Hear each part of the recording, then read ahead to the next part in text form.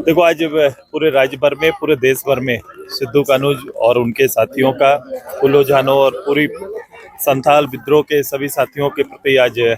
सबसे पहले अपना नमन अर्पित करते हैं। उनकी वीर गाथा आज के दिन में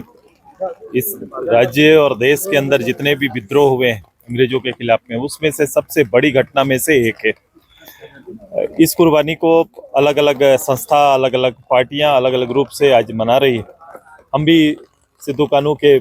इस पार्क पे आकर उनको नमन कर रहे हैं। मैं ही हमेशा झारखंड और झारखंड वासियों के लिए और देश के अंदर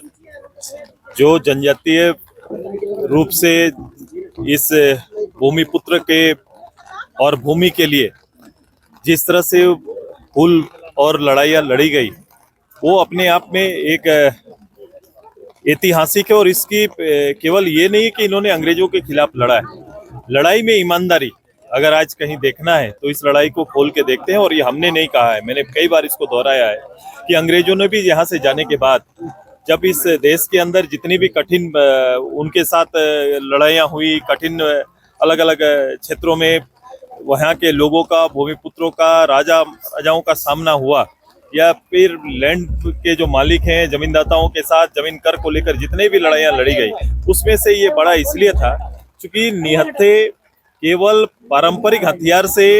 इन लोगों ने अंग्रेजों का सामना किया। मैं ईमानदारी की बात ये कह रहा था कि लड़ाई में शहादत किसे कहा जाता है, ये हुल सिखा के जाएगा और ये इतिहास उनको सिखा सकता है कि जितनी भी लड़ाइयाँ और जितनी भी घटनाएं हुई, पूरे लड़ाई में इन्होंने कभी भी पीठ पर गोली नहीं खाया, छाती पर गोली खाया था, जो अपने में आज के दिन में भी एक पूरा स्मरणीय और इसलिए मैं ऐतिहासिक घटना कहता हूँ। और ऐसा ईमानदारी पूर्वक लड़ा जाने वाला ये सबसे बड़ा विद्रोह था।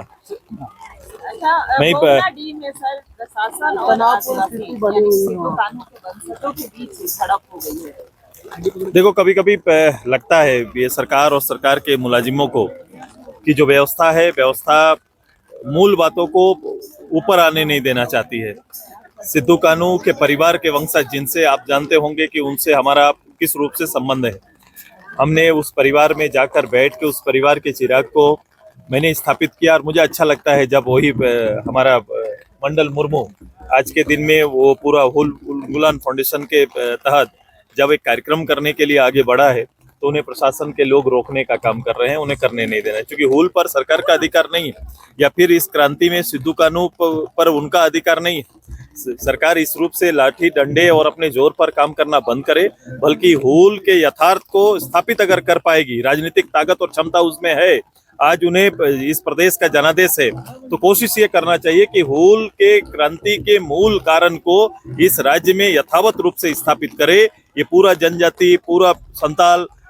इस हुल के माध्यम से वो क्या संदेश देना चाहता है उसको छोड़कर इतर ये अपना जोर आजमाइश में लगे हुए हैं और लोगों को रोकने का काम कर रहे हैं।